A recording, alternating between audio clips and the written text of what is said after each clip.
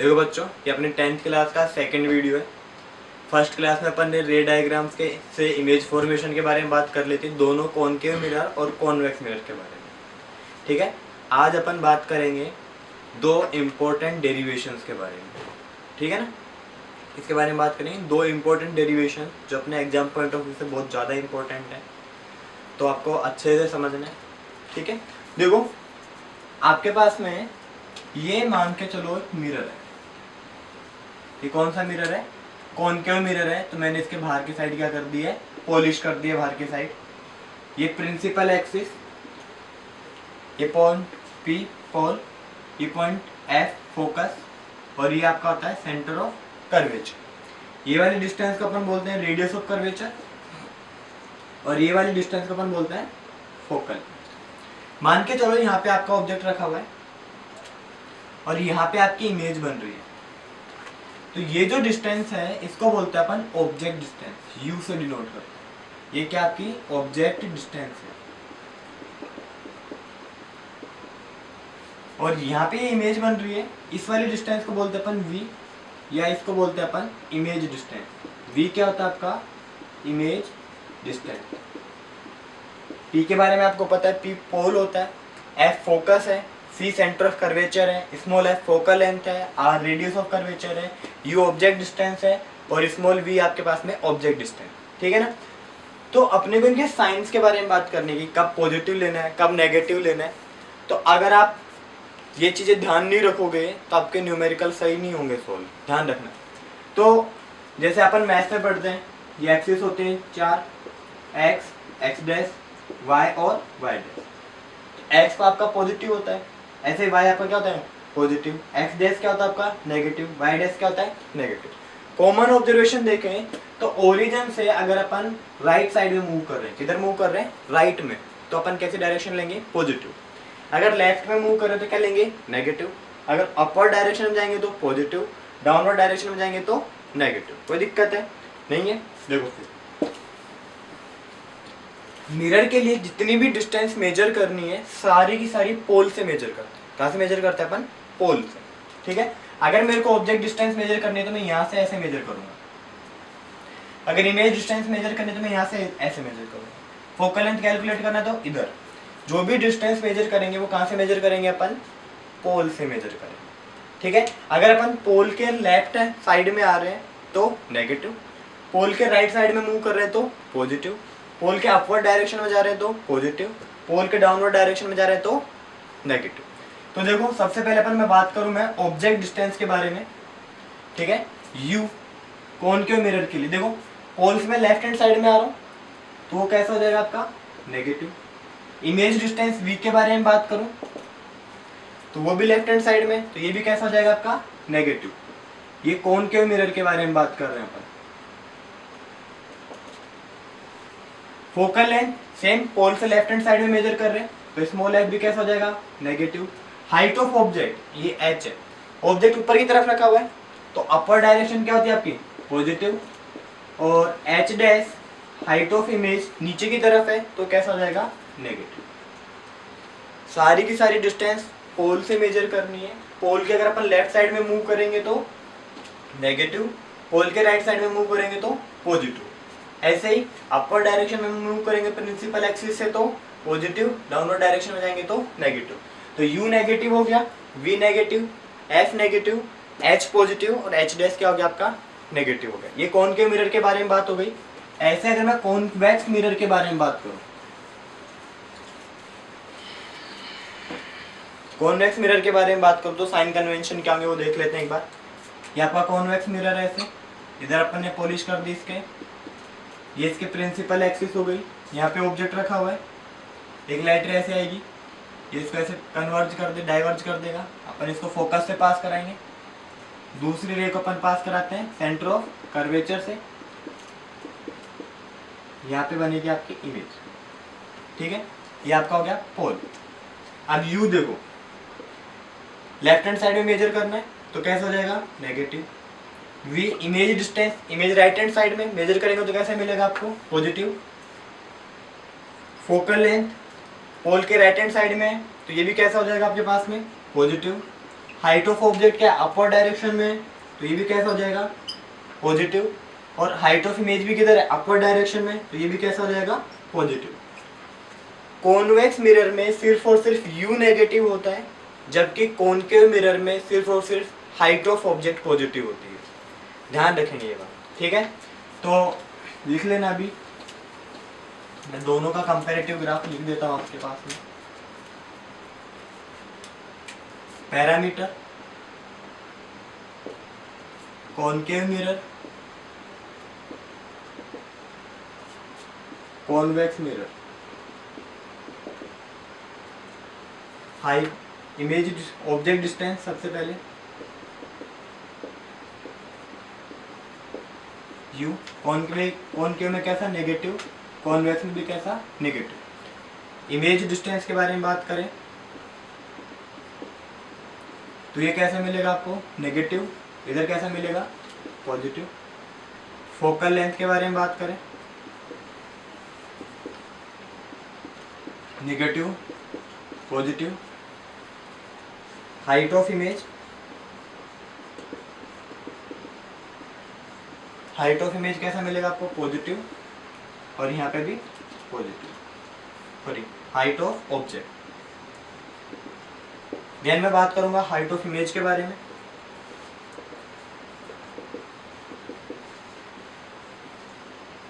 यहाँ पे नेगेटिव और यहाँ पे पॉजिटिव। जब भी अपन न्यूमेरिकल सोल्व करेंगे तो साइन कन्वेंशन बहुत ज़्यादा इम्पोर्टेंट है। ये आपका साइन कन्वेंशन, बिना साइन कन्वेंशन के आपसे न्यूमेरिकल सोल्व नहीं होंगे, आंसर बिल्कुल सही नहीं आएगा, ठीक है। यहाँ तो कोई दिक्कत है। अब आते हैं अपन ये डेरिवेशन पे। सबसे फर्स्ट जो डेरिवेशन है वो है relation between focal length and radius of curvature, ठीक है ना। तो relation between focal length and radius of curvature capital R. जब अपन डिराइव कर चुके होंगे तो अपने को मिलना चाहिए r equals to 2f। Radius of curvature focal length का डबल होती है। तो देखो ये मान के चलो आपके पास में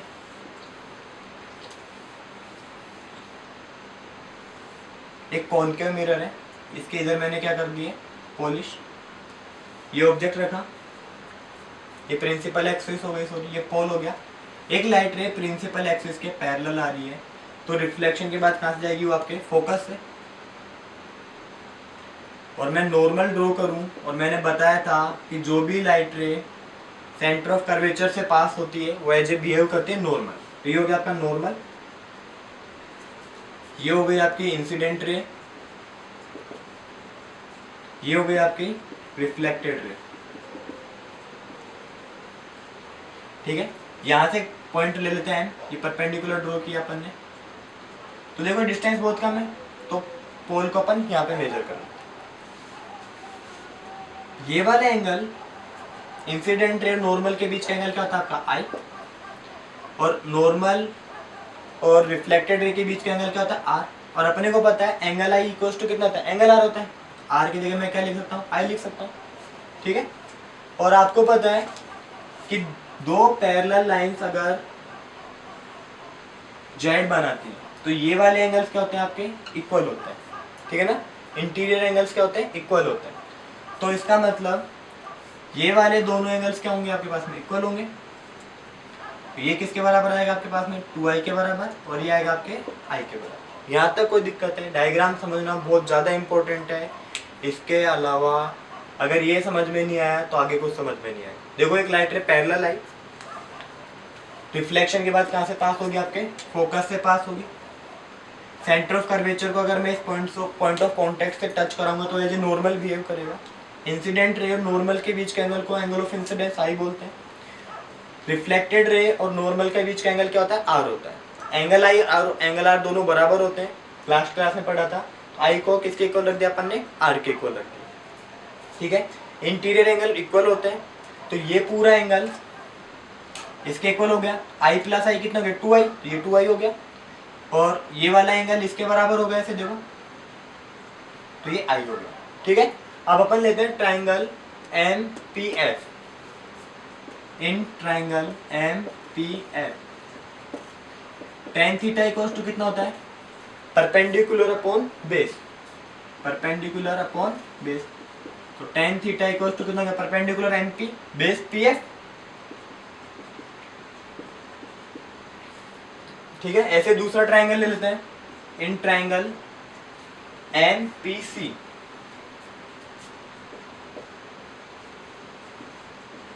टेन थीटा, यहाँ पे थीटा की value tan theta equals to perpendicular upon base होगा, तो टेन आई, यहाँ पे टेन थीटा टू आई आएगा, एम पी अपॉन। देखो एफ और पी के बीच का डिस्टेंस फोकल लेंथ है, और एफ और पी और सी के बीच का डिस्टेंस रेडियस ऑफ कर्वेचर के बराबर है।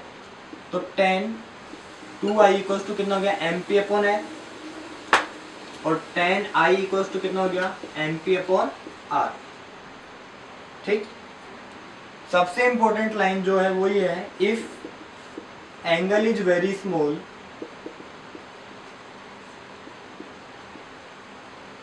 तो अपन टेन थीटा को लिख सकते हैं सिर्फ और सिर्फ थीटा। ठीक है, तो टेन हट जाएगा, यहाँ पे क्या बचेगा, सिर्फ और सिर्फ two I, two I equals to M P upon F, equation number first, and I equals to कितना हो गया, M P upon R, equation number second. अब क्या करो, इक्वेशन फर्स्ट को डिवाइड कर दो सेकेंड से, divide equation second by first. तो I upon two I equals to कितना हो गया, M P upon R, M P upon F. I से आई कट गया, एम पी से एम पी, तो इसको क्या लिख सकता हूँ मैं, one upon two equals to F upon R, और क्रॉस मल्टीप्लाई करेंगे तो आर इक्वल्स टू कितना मिल जाएगा आपको, ये डिराइव करना था, ये डिराइव हो गया। ठीक है, देखो मैं एक बार वापस से डायग्राम बता देता हूँ आपको। कॉनकेव मिरर है आपके पास में, ये आपका कॉनकेव मिरर हो गया, ये प्रिंसिपल एक्सिस, ये हो गया पोल।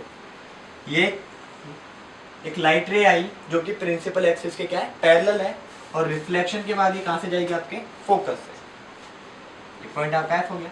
अगर मैं इसको सेंटर ऑफ कर्वेचर से पास कर रहा हूँ तो ये एज ए बिहेव करेगा नॉर्मल, तो ये तो इंसिडेंट रे हो गई, ये आपकी रिफ्लेक्टेड रे, ये हो गया नॉर्मल। इंसिडेंट रे नॉर्मल के बीच का एंगल आई, और ये एंगल हो गया आपका आर, दोनों बराबर होते हैं। ये बट इंटीरियर एंगल इक्वल है, तो ये कितना हो गया, टू आई, और ये एंगल कितना हो गया, आई सी, ये पॉइंट हो गया एम। अब अपन ने लिया triangle M P F, tan theta equals to कितना था, परपेंडिकुलर अपॉन बेस, परपेंडिकुलर हम एम पी, बेस कौन सा हो गया आपका, P F, M P upon P F. ऐसे ट्राइंगल एम पी सी में परपेंडिकुलर एम पी और बेस क्या हो गया आपका, पी सी। पी एफ की वैल्यू कितनी है आपके पास में, एफ के बराबर, और पी सी की वैल्यू किसके बराबर, आपके आर के बराबर है। जब एंगल बहुत छोटा होता है तो अपन टेन थीटा को सिर्फ और सिर्फ थीटा लिख सकते हैं। तो टू आई को मैं क्या लिख दिया, टेन टू आई को लिख दिया मैंने टू आई, और टेन आई को मैंने लिख दिया आई। दोनों को डिवाइड करेंगे तो एम पी से तो एम पी कैंसिल आउट हो जाएगा, और आर इक्वल्स टू किसके बराबर आ जाएगा, टू एफ के। ठीक है, radius of curvature focal length का क्या होती है, डबल होती है। इसमें कोई डाउट है, पक्का, आगे चलें। ठीक है, अपन बात कर रहे हैं हम मिरर फॉर्मूला के बारे में। मिरर फॉर्मूला इक्वल्स टू होता है one upon F equals to one upon V plus one upon U. अगर ये रिलेशन आता है तो इसको बोलते हैं अपन मिरर फॉर्मूला। कोई दिक्कत है, पक्का नहीं है। वही अपन एक कॉनकेव मिरर कंसीडर करेंगे, ये प्रिंसिपल एक्सिस, एक लाइट रे प्रिंसिपल एक्सिस के पैरेलल जो कहाँ से पास हो गया, आपके फोकस से। यहाँ पे ऑब्जेक्ट रखा हुआ है, दूसरी रे को पास कराएंगे अपन फोकस से, जो कैसे जाएगी प्रिंसिपल एक्सिस के पैरेलल, और जहाँ पे दोनों रे मीट करेंगी वहीं पे क्या बनेगी आपकी इमेज। ये इंसिडेंट रे, ये रिफ्लेक्टेड, ये इंसिडेंट, ये रिफ्लेक्टेड। ये आपका ऑब्जेक्ट रखा हुआ है, इसको बोल देते हैं अपन ऑब्जेक्ट को ए बी, और इमेज को बोल देते अपन ए डैश बी डैश। ये वाला पॉइंट आपका फोकस है, ये पोल, ये पॉइंट मान लिया अपन ने एन, और ये पॉइंट मान लिया अपन ने एन। ठीक है, देखो यहाँ से मैं परपेंडिकुलर ड्रॉ कर लेता हूँ, वही कि जो डिस्टेंस है पोल वाली वो बिल्कुल कम है, तो इसको अपन ने P मान लिया इस पॉइंट। ठीक है, देखो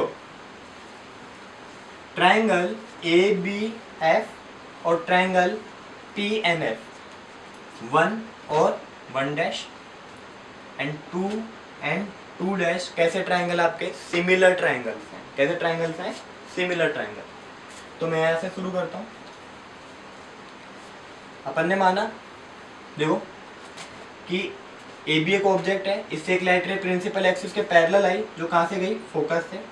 ए बी से दूसरी रे अपन ने फोकस से भेजी जो प्रिंसिपल एक्सिस के पैरेलल गई, जहाँ पे दोनों रे इंटरसेक्ट करती हैं वहीं पे क्या बन गई आपकी image A dash B dash. ठीक है, तो पोल से ए के बीच का जो डिस्टेंस होता है ये ऑब्जेक्ट डिस्टेंस है, तो ये कैसा आएगा? यू। लेकिन कॉनकेव मिरर है तो ये कैसा आएगा? नेगेटिव आएगा साइन कन्वेंशन में। ऐसे ए डैश और पी के बीच का डिस्टेंस क्या आपका? इमेज डिस्टेंस है, तो पी ए डैश कितना हो गया आपका? Image distance. कॉनकेव मिरर में वो भी कैसा आता है? नेगेटिव आता है। और फोकस और पोल के बीच का distance P F focal length है, कॉनकेव में ये भी नेगेटिव आएगा माइनस का एफ। ट्राइंगल 1 और 1 डैश कैसे? सिमिलर है, तो यहां से शुरू करते हैं। सिंस ट्राइंगल कौन सा? A B F triangle and triangle P N F are similar. और सिमिलर ट्राइंगल की प्रॉपर्टीज होती हैं कि इनकी साइड्स के रेशियो हमेशा इक्वल आते हैं। तो इस ट्राइंगल का परपेंडिकुलर और इसका दूसरे वाले ट्राइंगल का परपेंडिकुलर। फर्स्ट वाले ट्राइंगल का परपेंडिकुलर क्या है? A B. 1 डैश का परपेंडिकुलर क्या है? पी एन इक्वल्स टू इसका बेस क्या है? ए एफ और इसका बेस क्या है? P F. A F upon P F, equation number first. Similarly triangle 2 और 2 डैश भी क्या आपके सिमिलर है। ट्राइंगल कौन कौन से? M P F and triangle M P F and कौन सा triangle? A dash B dash F. B dash A dash F are similar. अगर सिमिलर हैं तो इनके भी साइड्स के रेशियो बराबर आएंगे। तो इसका परपेंडिकुलर कौन सा? एम पी और इसका परपेंडिकुलर कौन सा? A dash B dash equals to इसका बेस क्या? पी एफ और इसका बेस क्या आपके पास में? ए डैश है। कोई दिक्कत है? पक्का नहीं है। सिमिलर ट्राइंगल की प्रॉपर्टी काम में ली है कि जब दो ट्राइंगल सिमिलर होते हैं तो उनकी साइड्स के रेशियो क्या आते हैं? सेम आते हैं। तो 1 और 1 डैश में इनका परपेंडिकुलर का रेशियो और इनके बेस के रेशियो क्या आएंगे? इक्वल आएंगे। परपेंडिकुलर क्या हो गया? ए बी और इसका perpendicular P N, A B upon P N. इसका बेस क्या? ए एफ और इसका बेस क्या? P F. Same triangle 2 and 2 dash के अंदर क्या है। तो आपको पता होगा कि दो पैरेलल लाइंस के बीच की डिस्टेंस हमेशा क्या रहती है? सेम। तो ये दोनों लाइंस पैरेलल हैं तो इनके बीच का डिस्टेंस हमेशा सेम रहेगा। मतलब एम पी किसके इक्वल है? ए बी के। और पी एन किसके इक्वल है? A dash B dash. Since distance between two parallel lines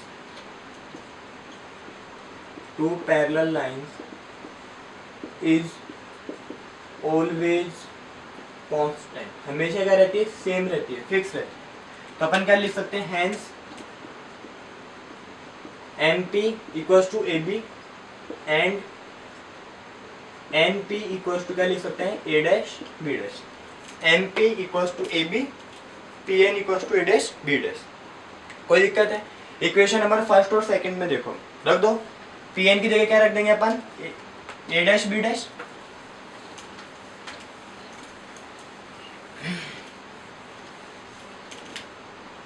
देखो यहाँ पे PN की जगह क्या रख देंगे अपन? A dash B dash. और MP की जगह क्या रख देंगे? A B. From equation first and second, A B upon A dash B dash equals to कितना हो गया? A F upon P F and A B upon A dash B dash equals to कितना हो गया, P F upon A dash F. अब equation third और fourth को compare कर सकते हैं, दोनों साइड बराबर इधर, तो अपन क्या लिखेंगे, from equation third and fourth, तो A F upon P F equals to P F upon A dash F. ये इक्वेशन नंबर हो गई आपकी फिफ्थ। ये सबसे इंपॉर्टेंट इक्वेशन, यहीं से वैल्यूज आएंगे आपके। देखो मैं वापस एक बार कर रहा हूँ आपको सोल्व।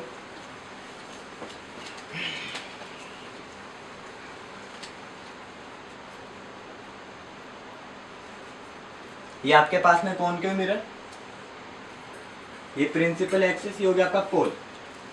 यहाँ पे ऑब्जेक्ट रखा हुआ है ए बी, और यहाँ पे इमेज बन रही है ए डैश बी डैश। तो P से A तक की डिस्टेंस क्या आपके पास में U है, ठीक है ना।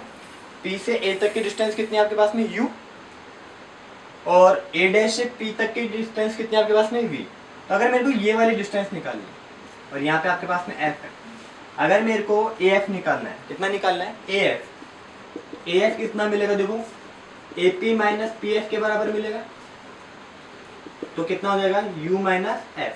AF की जगह अपने को कितना रखना है, U minus F, and A dash F equals to कितना मिलेगा आपको, V माइनस एफ।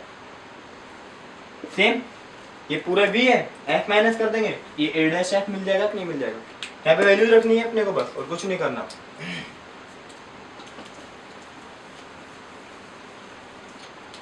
तो अपन क्या करेंगे, AF की जगह रखेंगे U माइनस का एफ, ए डैश एफ की जगह रखेंगे V माइनस एफ, और पी एफ की जगह रखेंगे अपन F.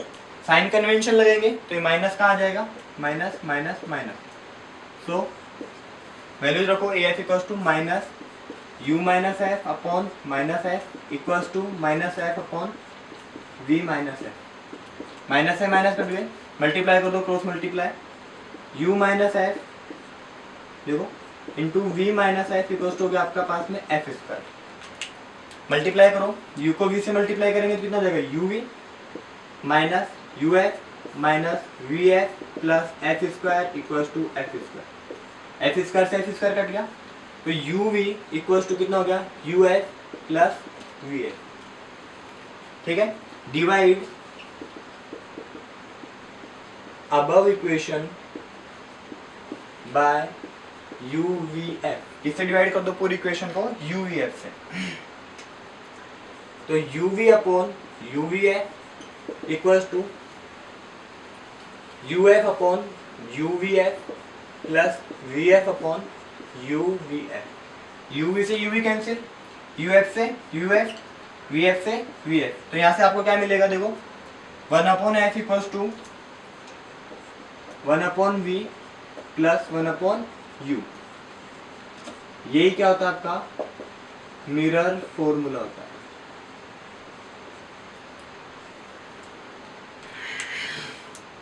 One upon F equals to 1 upon V plus 1 upon U किसको रिजेंबल करता है, आपके मिरर फॉर्मूला।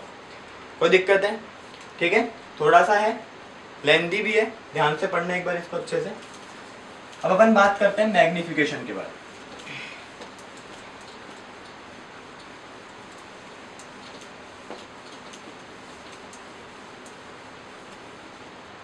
तो अपन बात करेंगे मैग्निफिकेशन के बारे में।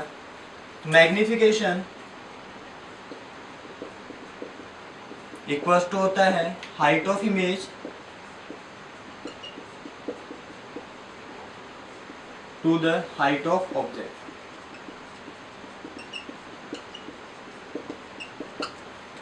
m इक्वल्स टू कितना हो गया, हाइट ऑफ इमेज कितनी है, h डैश अपॉन h,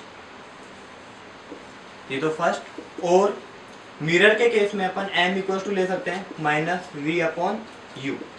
दोनों फॉर्मूलाज वैलिड है मैग्निफिकेशन के, ठीक है। तो फ्रॉम फर्स्ट एंड सेकंड